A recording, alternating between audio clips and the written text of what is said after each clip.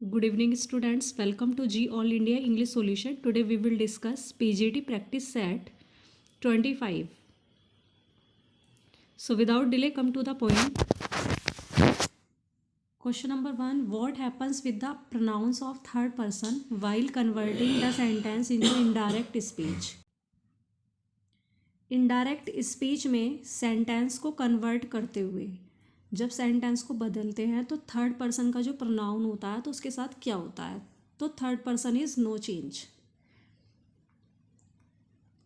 देखो, first person according to subject, second person object, third person no change. Next question. Harsh mixture of sound is cacophony. Bad sound को या harsh कठोर जो voice होती है that is called cacophony. What is used after words or sentences which express any emotion or wish?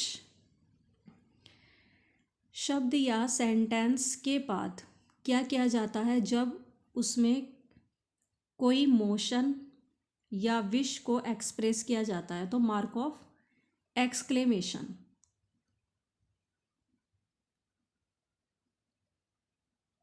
ये exclamatory sentence की बात हो रही है. जैसे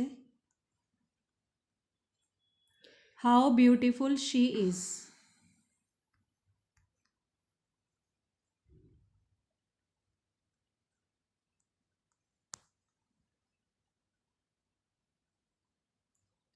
शी इज. तो यहाँ पे लास्ट में हम लिखेंगे मार्क ऑफ, लगाएंगे मार्क ऑफ एक्सक्लेमेशन जब मोशन या विश को एक्सप्रेस किया जाता है. और इसमें एक पहचान हो रही है इसकी, वॉट ए या हाउ के बाद आपको देखने को मिलेगा एडजेक्टिव.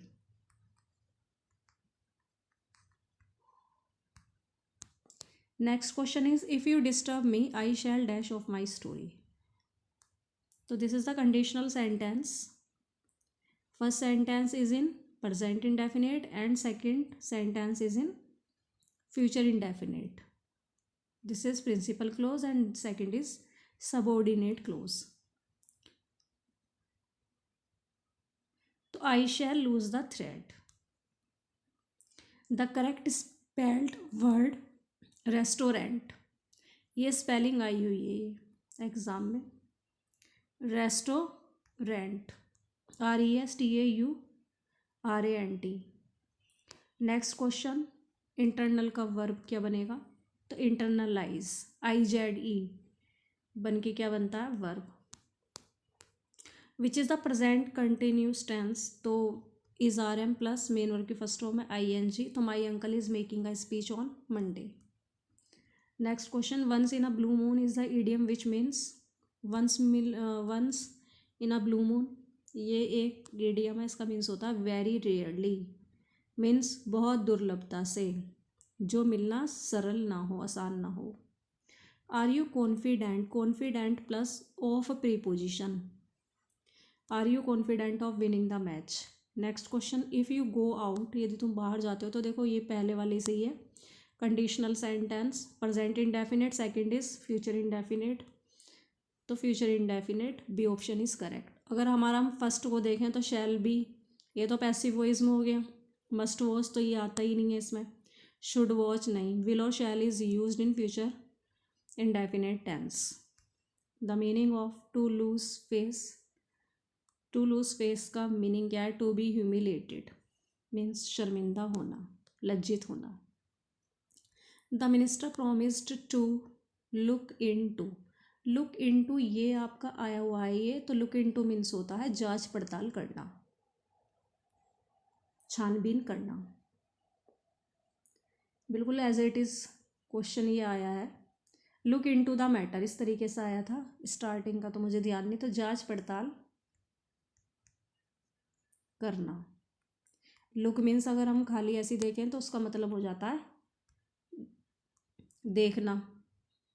और लुक आफ्टर कहें तो लुक आफ्टर मीन्स होता है देखभाल करना, take care, take care, CRE. और नेक्स्ट अगर हम कहें लुक इनटू तो जांच पड़ताल करना, एंड लुक फॉर कहें तो इसका मीन्स होता है तलाश करना या खोजना, सर्च, SEARCH, सर्च।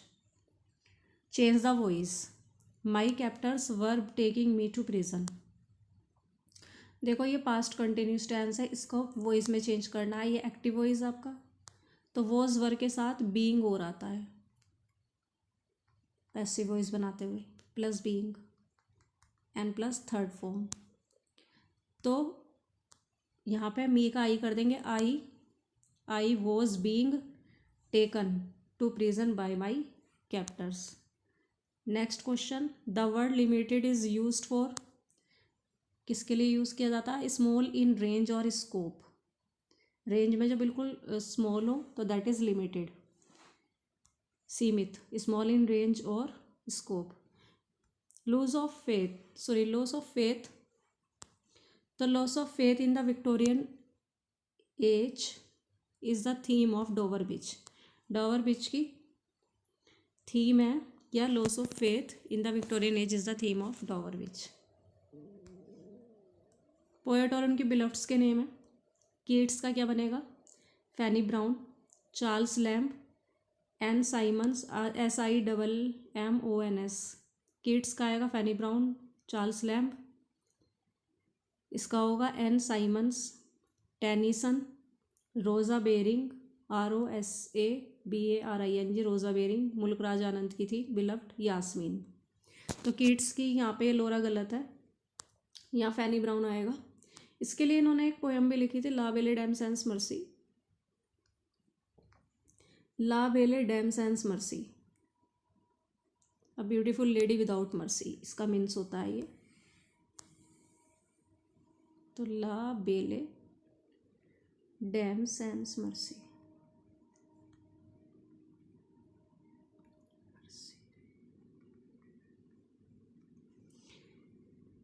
इसका मीन्स है a beautiful lady without mercy. और ये लिखी है इन्होंने फैनी ब्राउन के लिए, and that is ballad. And ballad क्या होता है? स्टोरी होती है जिस पोएम में, that is ballad. Charles Lamb की थी एन साइमंस। चार्ल्स लैम है ना, अनमैरिड ही रहे थे लाइफ टाइम। टेनिसन, इनकी है रोज़ा बेरिंग, और मुल्क राज आनंद की बिलव्ड है Yasmin. Next question is this, for the frank treatment of sex, sex के फ्रैंक ट्रीटमेंट के लिए ज्यूड द ऑब्सक्योर, इसे रेफर किया गया, प्रदर्शित किया गया किसके रूप में? ज्यूड द ऑब्सीन के रूप में, ज्यूड द ऑब्सीन। तो for the frank treatment of sex, Jude the Obscure was often refer to as Jude the obscene.